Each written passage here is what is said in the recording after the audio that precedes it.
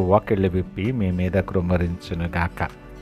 మరి ఒక నూతన దినాన్ని ఆరంభిస్తున్న నేపథ్యంలో ప్రేమ కలిగిన వాగ్దానము ద్వారా దేవుడు మనల్ని దర్శిస్తూ ఉన్నాడు.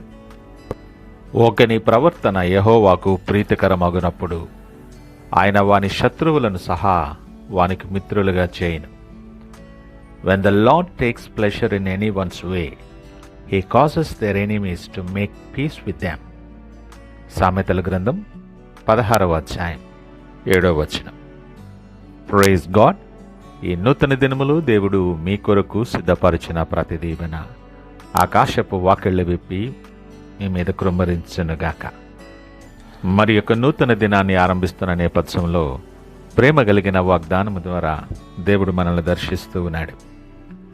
మన అనుదిన జీవన ప్రయాణంలో, జీవితంలో మనకు తెలియకుండానే శత్రువులు తయారవుతుంటారు.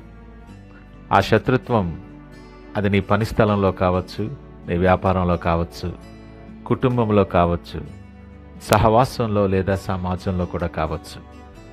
సాధారణంగా ఎవరైనా మనల్ని ద్వేషిస్తే మనం తిరిగి వారిని ద్వేషించాలని చూస్తాం. కానీ దేవుని వాక్యం మాత్రం ఒక విభిన్నమైన మార్గాన్ని చూపిస్తుంది. మీ శత్రువులను మార్చటానికి మీరు పడే ప్రయాస కంటే మీ ప్రవర్తనను దేవునికి ప్రీతికరంగా మార్చుకోవటానికి మీరు చేసే ప్రయత్నం గొప్ప ఫలితాన్ని ఇస్తుంది.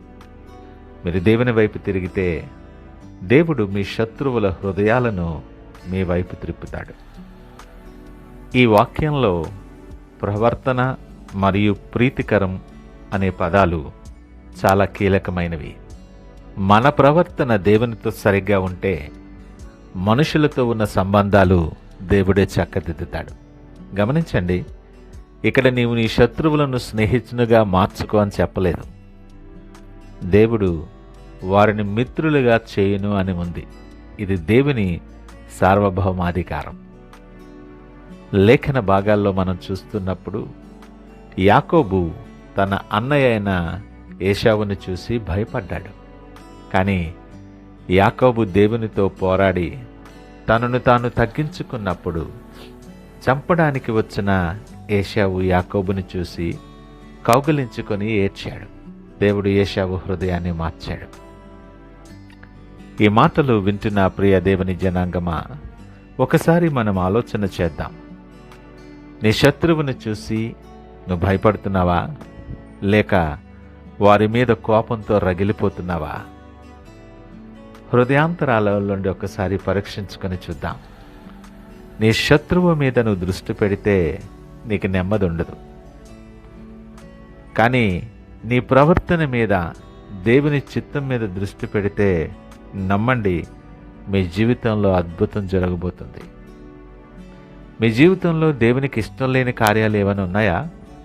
అబద్ధం, అసూయ లేదా గర్వం మీలో ఉంటే మీ ప్రవర్తన దేవునికి ప్రీతికరంగా ఉండదు.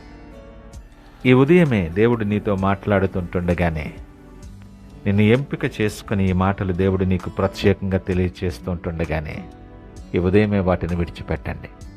ఇది అనుకూలమైన సమయం. రేపటి దినము గురించి అతిశయపడద్దు.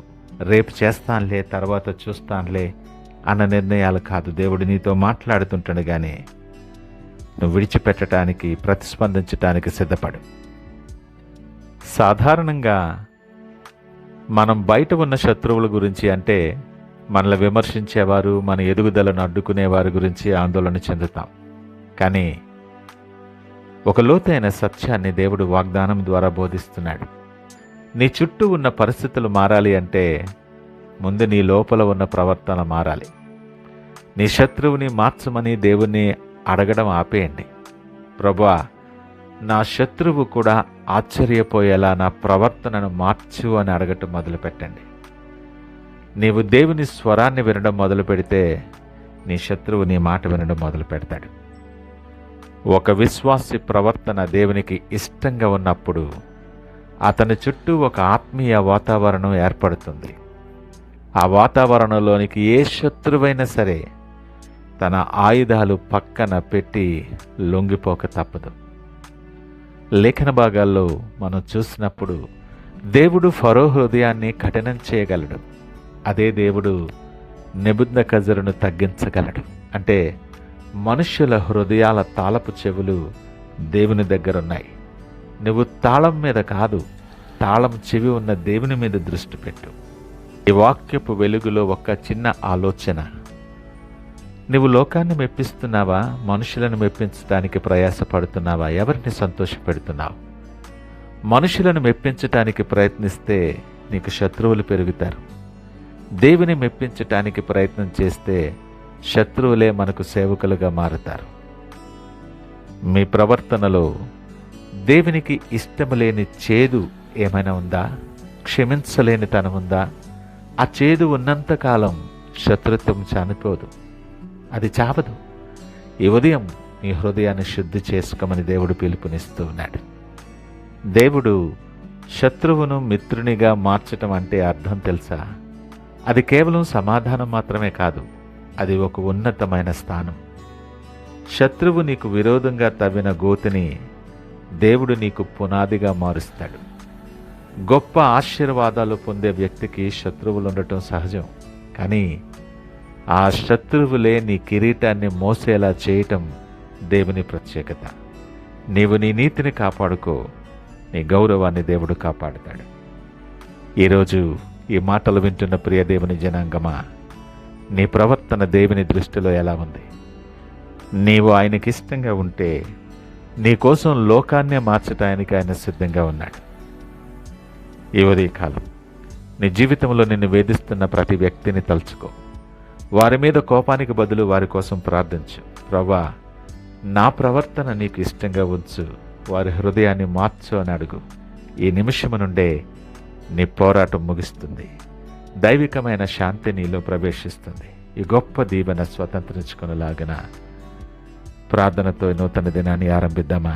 ప్రార్థించుకుందాం. మహోన్నతుడు, నమ్మకమైన మా యేసయ్య, స్తోత్రాలు, వందనాలు. ఈ ఉదయకాలం నీ మాటలు వింటున్న ప్రతి బిడ్డకు ఒక నూతన అధికారాన్ని మీరు ఇవ్వమని ప్రార్థన చేస్తున్నాను. వారు మనుష్యుల వైపు కాకుండా నీ వైపు చూస్తూ తన ప్రవర్తనను దిద్దుకునేలాగా సహాయం చేయమని విజ్ఞాపన చేస్తున్నాను. కీడుకు ప్రతి కీడు చేయకుండా దీవించే హృదయాన్ని ప్రతి ఒక్కరికి మీరు అనుగ్రహించండి ప్రభువా.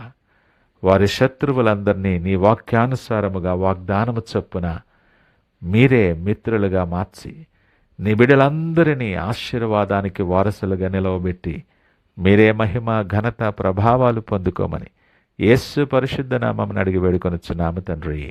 ఆమేన్. God bless you.